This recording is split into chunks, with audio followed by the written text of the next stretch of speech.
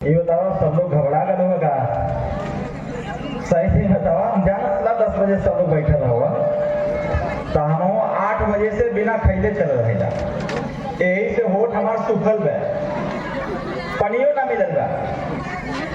मिर्जापुर में 2 जगह गईनी आ 2 जगह हमारे साथ चले वाला सब लोग खूब खैना, लेकिन हमके चिंता थैले रहे कि सोनभद्र हमके जाई के बाद और वहां लोग 10 बजे से बैठल हुआ, पता नहीं लोग खैले हुई हैं कि ना खैले हुई हैं, भूखायल हुई हैं। आज जे तैसे आओ भूखा गए वही के गरिया बात।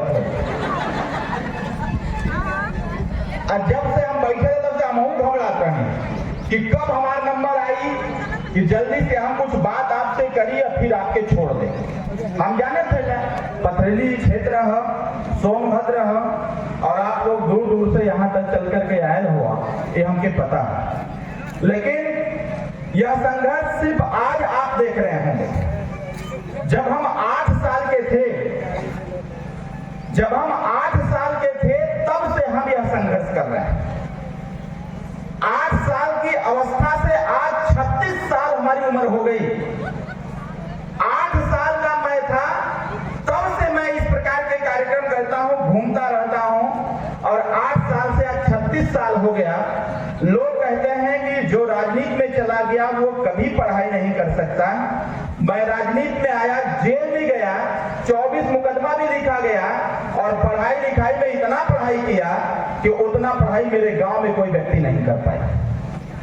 साथियों, ये घबराहट स्वाभाविक तौर पर है। घबराहट क्यों नहीं होनी चाहिए?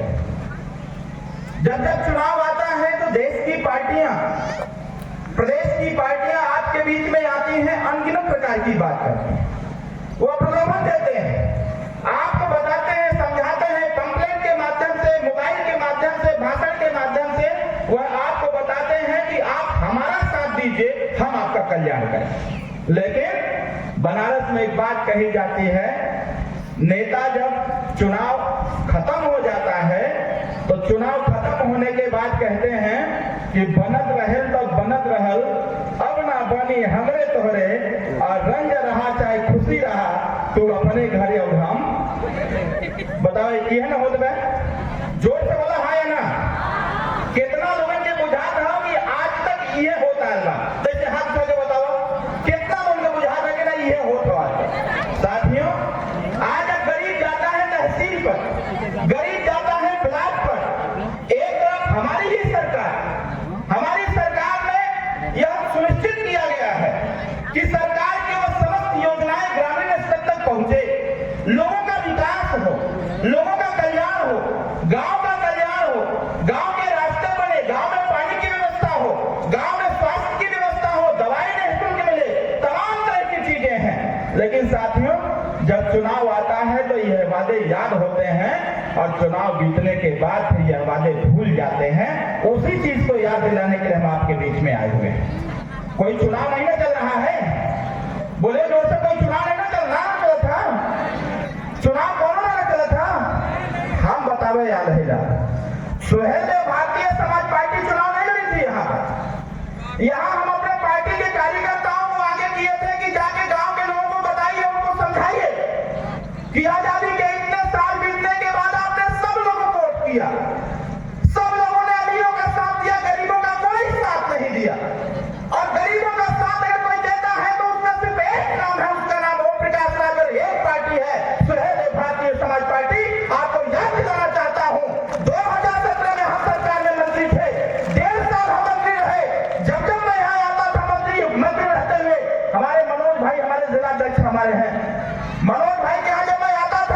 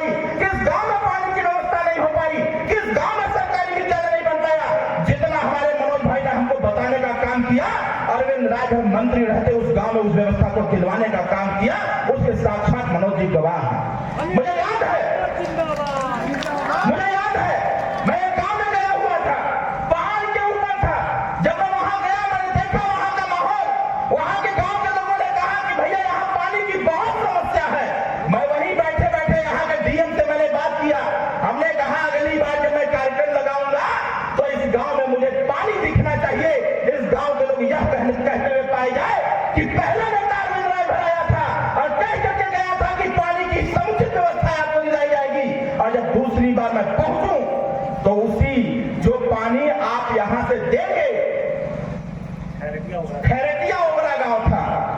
हमने कहा था कि मैं पानी नहीं पीऊंगा उस गांव में, पानी मैं उसी शर्त में पीऊंगा जब हमारी सरकार वहां पानी देने का काम करेगी।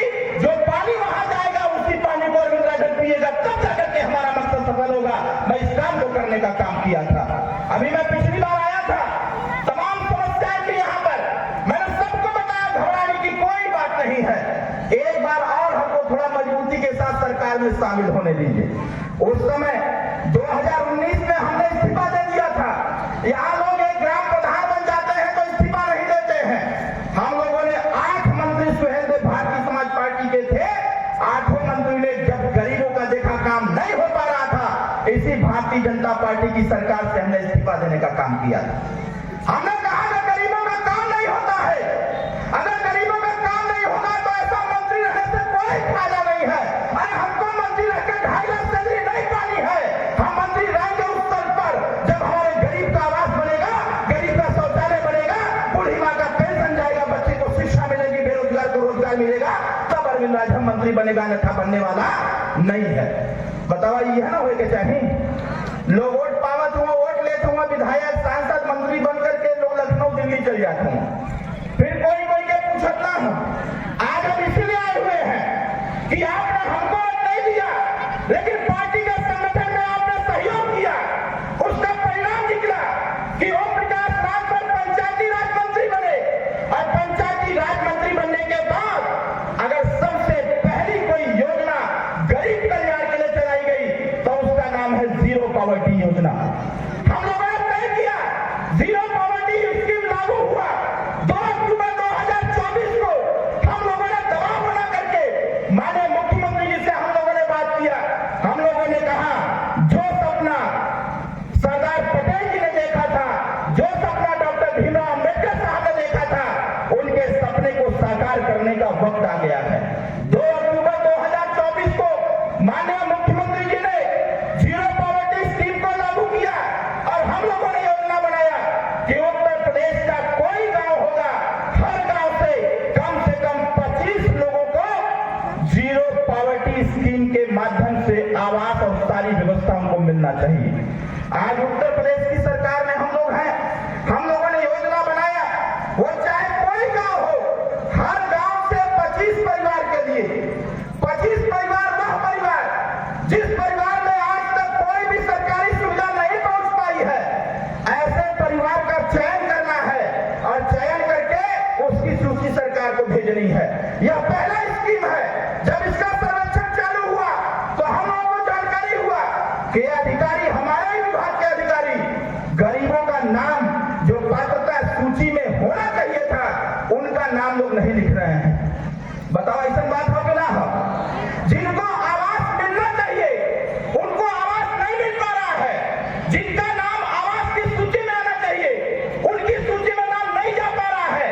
जब हमने अधिकारियों के माध्यम से सर्वेक्षण कराया तो हमको पता चला कि अधिकारी लोग कह रहे हैं कि जिनका 5 फीट का ईटा का दीवार हो गया है, उसमें करकट डाल लिया या फिर झोपड़ी लगा लिया, उसको आवास नहीं मिलेगा।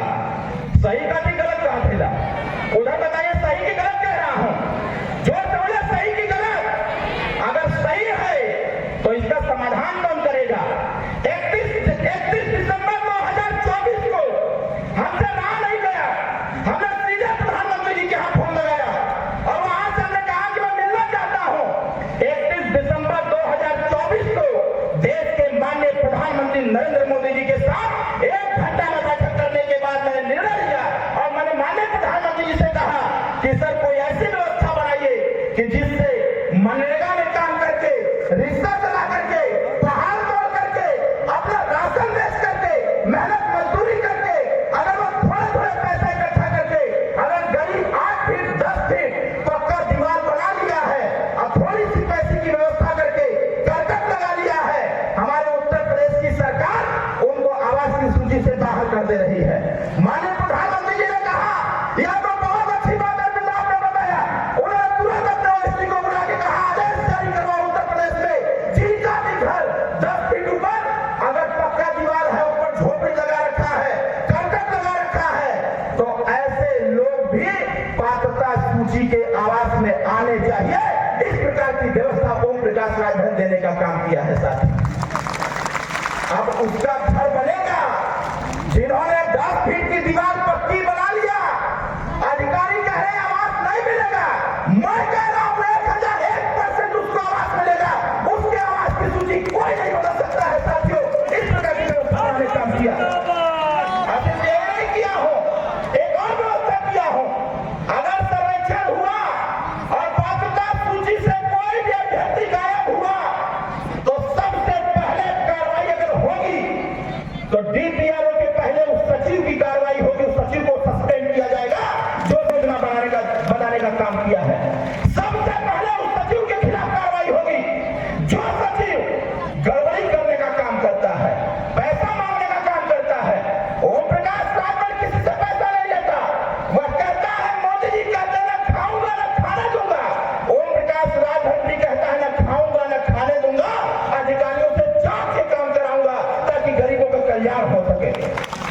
बतावा यह ना होना चाहिए जो समझा यह ना होना चाहिए। लोग बदमाशी कर रखा हुआ पूरे प्रदेश का दौरा कर रहा हूं मैं, और जहां ऐसी व्यवस्था को मिले, जहां ऐसी दुर्व्यवस्था को देखने को मिल रहा है, सीधे कार्रवाई हो रहा है और धक्का सस्पेंड हो रहे हैं लोग। और उसके बाद सस्पेंड करके नहीं छोड़ा जा रहा है, उनके खिलाफ 419, 420 का मुकदमा करा करके उनको जेल में भिजवाया जा रहा है। अरे गरीब का इस लोकतंत्र को जिंदा कर रखा है। यह गरीब कैसे कैसे करके अपने परिवार का बहुत गरीब है। अरे मेरे अध्यक्ष जी तो सबसे ज्यादा गरीब तो अरविंद राजभर है। तो सबसे ज्यादा गरीब हम है ना। आप तो एक जिला घूमते हो भाई, मैं तो 75 जिला घूमता हूँ और 7 राज्य घूमता हूँ। मेरे नहीं चाहिए। तो इसीलिए मैं कह रहा हूँ माताओं सिर्फ यही तक नहीं है, हम लोगों ने व्यवस्था बनाया। एक आयुष्मान कार्ड बनता है 5 लाख रुपया इलाज वाला। कुछ लोगों ने बनल बा कि ना बनल बा? जाना तो अधिकारी लोग क्या कहा था? आयुष्मान कार्ड 5 लाख रुपया इलाज वाला कार्ड वही व्यक्ति का बने जेकरे परिवार में 6 सदस्य रहिया। बताओ सही कहा था ना कि गलत कहा था? इधर बताओ सब लोग सही कहा था ना? अधिकारी लोग क्या कहा था? अधिकारी लोग ही कहा था कि तुम्हार आयुष्मान कार्ड ना बने। जब जनता पूछो तो काहे ना बनी? मोदी जी कहले वो सबका बनी, तो फिर तू काहे ना बनावा तू? तो कहा तू आयुष्मान कार्ड एक खातिर ना बनी कि तुम्हारे परिवार में 6 लोग नहीं है। अब हम पूछना चाहते हैं कि इसकी क्या गारंटी है? जिस परिवार में 5 सदस्य, 4 सदस्य, 2 सदस्य, 3 सदस्य होगा वो जीवन में कभी बीमार नहीं होगा। इसकी कोई गारंटी है क्या? वो समुद्र मंथन जो हुआ था उसमें अमृत निकला था। ये 5 सदस्य वाले, 4 सदस्य वाले, 3 सदस्य वाले, 2 सदस्य वाले अमृत पी लिए हैं। बोलिए जोर से। ये जो 6 लोग हैं केवल श्राप लगल है कि वो जीवन भर बीमार नहीं है। बताइए भाई, ये कौन सी बात है? Doctor B R. अम्बेडकर साहब ने कहा था भारतीय संविधान में समता, स्वतंत्रता, बंधुत्व, न्याय, अगर व्यवस्था का संचालन हो तो समान रूप से सबको मिलना चाहिए। फिर यह व्यवस्था में दुर्व्यवस्था क्यों आ रहा है? 31 दिसंबर 2024 को माननीय प्रधानमंत्री जी से मैंने यही प्रश्न पूछा था। मैं तो घोषी से चुनाव लड़ा था लोकसभा का। लोगों ने नहीं समझा। लोग सबकी तरह समझ गए कि जैसे सब प्रत्याशी वैसे अरविंद राजभर प्रत्याशी है। अगर चुनाव जीत गया होता ना तो सदन के अंदर अकेले अरविंद राजभर भारी रहता सभी लोगों पर, समस्त गरीबों की बात अकेले में डंके की चोट पर करता। जब माननीय प्रधानमंत्री से हमने पूछा यही बतिया कि सर ये बताइए हमारी सरकार में ऐसी कोई व्यवस्था है कि जो 5, तो कह रहे क्यों नहीं बीमार पड़ेंगे? हमने कहा 6 वाले को सर कौन सा अमृत पिला दिया गया है कि जीवन में कभी बीमार नहीं होंगे? तो कह रहे कहना क्या चाहते हो? अब तो मैं वही बात कहना चाहता हूँ कि अगर 6 परिवार वाले का आयुष्मान कार्ड बन सकता है तो 2 परिवार वाले का भी आयुष्मान कार्ड बनना चाहिए। और 5 लाख रुपए का इलाज नहीं बल्कि 25 लाख रुपए तक का इलाज होते मिले के चाहिए। अभी बतावा स्पष्ट रूप से पत्रकार भाई हमारे हैं, हम जानते हैं आपस में पूछेंगे तो यही मंच से हम बोल दे रहे हैं। हमारे माननीय मंत्री जी हैं, जब मैं मंत्री था तो मेरे इलाज के लिए सरकार 25 लाख रुपया दे रही थी। जितने विधायक सांसद मंत्री हैं सब लोगों के इलाज के लिए सरकार 25 लाख रुपया देती है।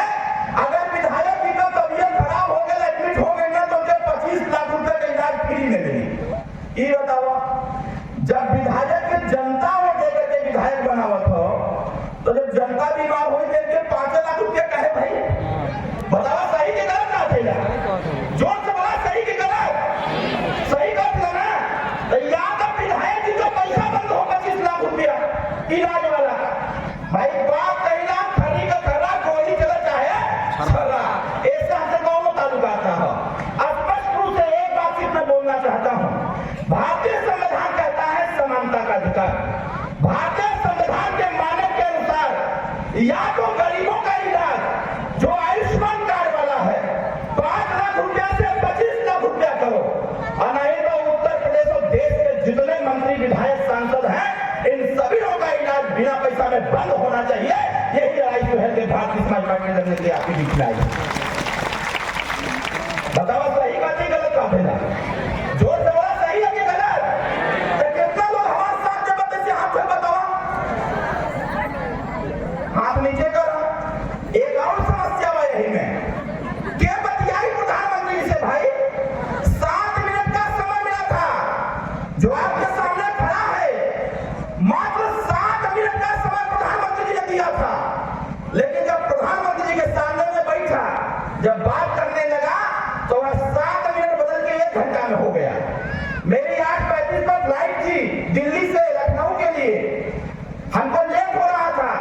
5 बजे का समय प्रधानमंत्री जी ने दिया था, मैं 5 बजे पहुंच गया और हमको बोर्डिंग भी करानी थी। 45 में बड़े बोर्डिंग होती है।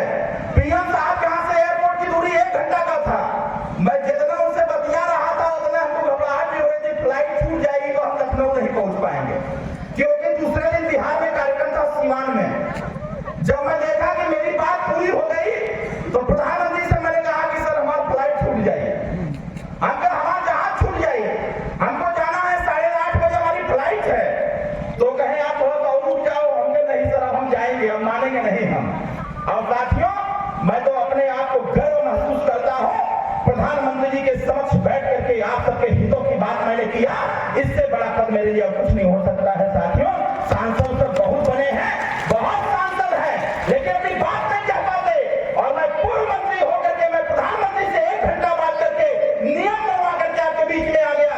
सदन चल रहा है, सदन में प्रस्ताव पास होने जा रहा है कि चाहे 10 फीट का दीवार हो, चाहे 4 फीट का दीवार हो, आवास ओनहू के मिली, उनका आवास अब कोई काट ना पाए।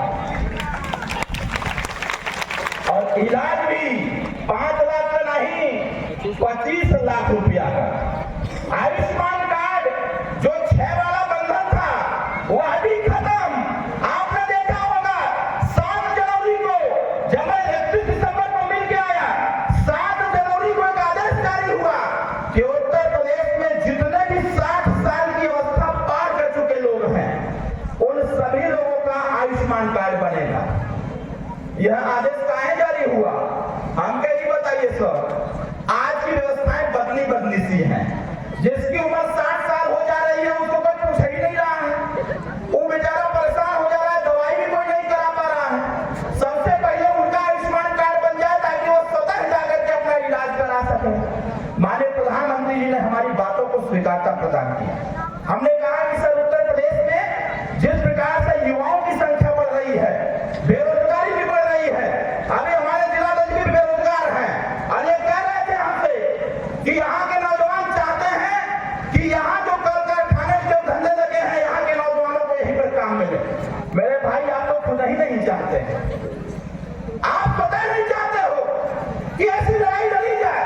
मैं आज से यहाँ पर थोड़ी आ रहा हूँ, लंबे समय से आ रहा हूँ। भाई मेरे जब तक नौजवान साथी आगे नहीं आएंगे तब तक आपकी बात कोई सुनने वाला नहीं है, क्योंकि नेता लोग कान के बहरे होते हैं, मुंह के गूंगे नहीं होते हैं, वो कान के बहरे होते हैं। उनको सुनाने के लिए ना थोड़ा शोर मचाना पड़ता है। कल हम आजमगढ़ में थे, कल मैं आजमगढ़ में था, आजमगढ़ में हो रहा था कि पहले भारतीय समाज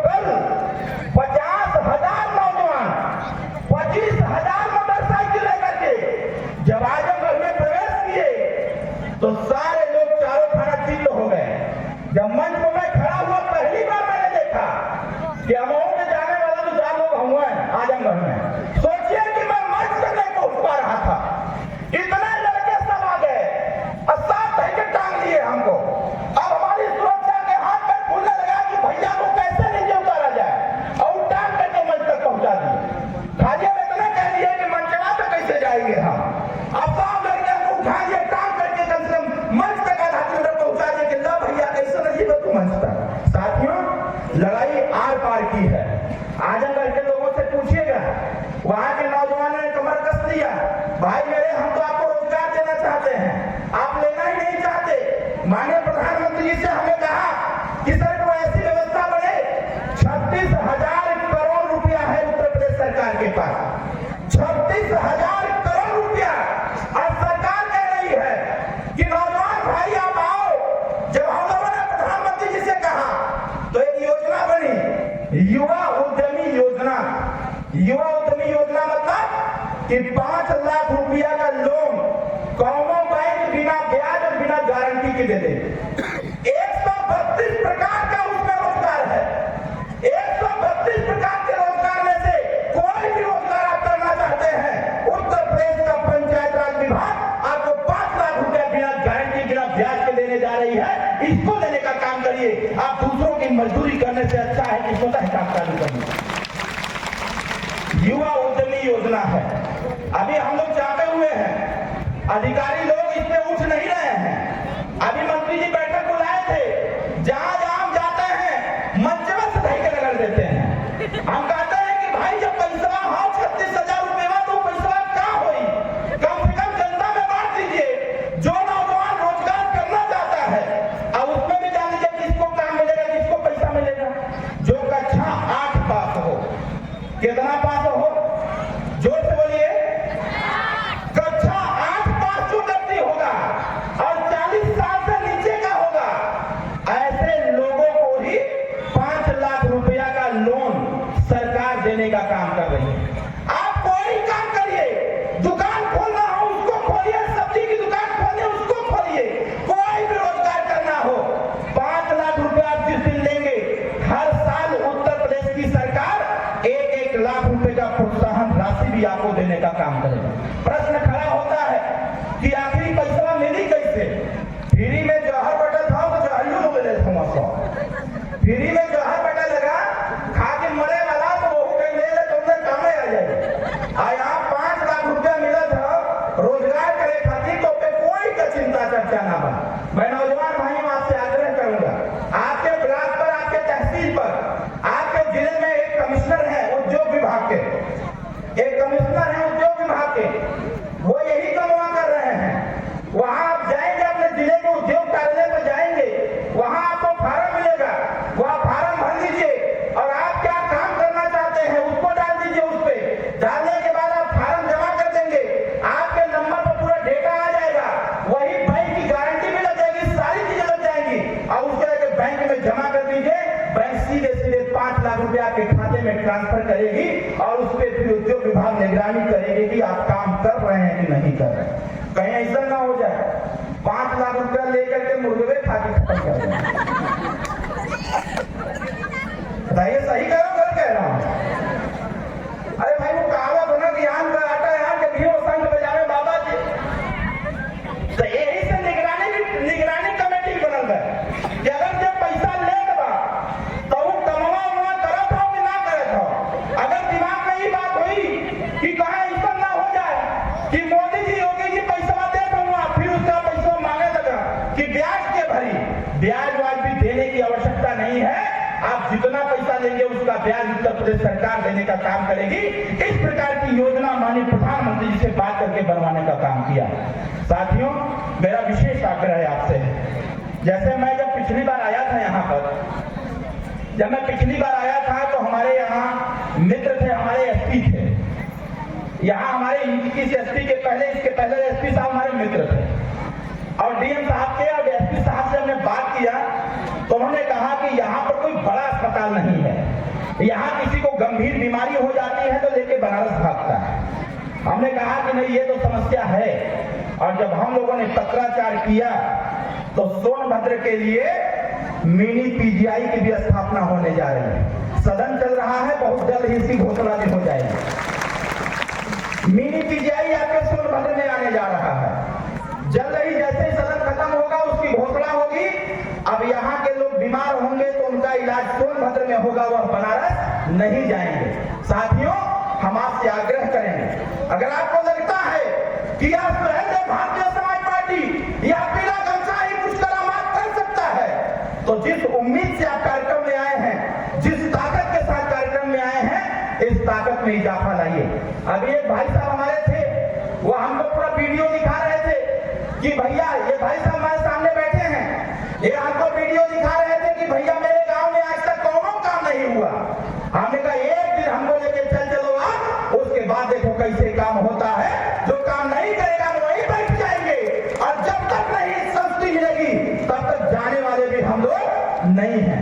ऐसा कहने तू गलत जगह प्रयास करत हुआ। अरे हमारे से प्रयास करो ना भाई, कार्यक्रम लगावा, हम आवा थे ना बैठे हैं, अब मंच में पढ़ा अधिकारियों के लाइनअप कर दे कि तो हमसे यह बतावा कि आखिर इतना साल हो गया ये गांव में आज तक उत्तर प्रदेश सरकार की व्यवस्था काहे ना हो। साथियों, मैं आपसे आग्रह करूंगा, वहां हमको लेके चलिए। जान लीजिए जो बड़ी से बड़ी समस्या का समाधान करना हो तो किसी को मत लेके जाइए, खाली अरविंद राय को लेके चलिए, खाली हमको लेके चलिए। मैं आ जा रहा था यहाँ पर, बहुत सारे लोग का फोन आने लगा कि सोनभद्र में ना चुनाव है ना कुछ है, तो फिर कहे आ रहे हैं। हम कहे कि वहां आ रहे लोगों का दर्शन करने, तो कहे क्या है, हमके राजा सुहेलदेव जी का कार्यक्रम है। कहे सुहेलदेव जी का कार्यक्रम, हम कहे हाँ जयंती का कार्यक्रम है। तो पूछे जयंती क्यों मना रहे हैं? हम कहे इसलिए क्योंकि आपने हमारा राजपाट छीन लिया है। हम अपने लोगों को याद दिला रहे हैं कि भाई जब इस देश में हम राजा थे तो भिखारी कैसे हो गए? अगर राजा थे तो फिर राजा काहे नहीं बन सकते भाई? तो इसलिए साथियों, अपने वोट की कीमत को समझिए। और मेरा एक आग्रह है आपसे होगा, अगर आप सही में चाहते हैं अपना कल्याण, जैसे ये विंध्याचल मंडल है ना भैया, विंध्याचल मंडल है। अब जरा सोचिए, एक व्यवस्था और है, लंबे समय के लड़ाई लड़ने के बाद हम लोगों ने इस व्यवस्था को लाया है, अटल आवासीय विद्यालय। एक तरफ पहले क्या होता था, पहले अमीर के बेटे को अच्छी पढ़ाई मिलती थी और गरीब के बेटे को गड़बड़ पढ़ाई मिलती थी। जब हम लोगों ने सदन में बोला तो सरकार ने अटल आवासीय विद्यालय दिया और कहा कि अब इसमें जितने मजदूर लोग होंगे उनके बेटे पढ़ने का काम करेंगे। अब उसमें एडमिशन किसका होगा? जिसके पास जॉब कार्ड होगा, श्रम कार्ड होगा, उनके ही बेटा बेटी का एडमिशन कक्षा 5 में होगा। अटल आवासीय विद्यालय विंध्याचल मंडल के विंध्याचल में बनके रेडी है। मैं आपसे आग्रह करूंगा, वहां पर कक्षा 5 से 12 तक की पढ़ाई है जो बिना पैसे में है। वहां कोई गांव का अध्यापक नहीं पढ़ा रहा है। इसको जागरूकता के लिए आप जानिए, आप अपने बेटों को वहां भेजिए ना पढ़ने के लिए। अभी फार्म चल रहा है, भरवाइए बच्चों का फार्म। बिना पैसे में सारी व्यवस्था देकर सरकार पढ़ा रही है अटल आवासीय विद्यालय में। पढ़ा कौन रहा है? कोई गांव का मास्टर नहीं, जो रिटायर्ड एसपी है, जो रिटायर्ड डीएम है, कमिश्नर है, ऐसे लोग इस स्कूल में पढ़ा रहे हैं गरीब के बच्चे को। यह है परिवर्तन, और यही व्यवस्था ओम प्रकाश राज ने देने का काम किया है। साथियों, इन्हीं चंद शब्दों के साथ हम आप सब लोगों से आग्रह करेंगे। मैं अभी यहाँ से निकलते समय बात करूंगा कि जीरो पॉवर्टी स्कीम का यहाँ पर सर्वेक्षण हुआ कि नहीं हुआ। सर्वेक्षण नहीं हुआ अभी ना, रेलते हैं फिर से एक बार यहाँ कहते हैं कि भाई क्यों नहीं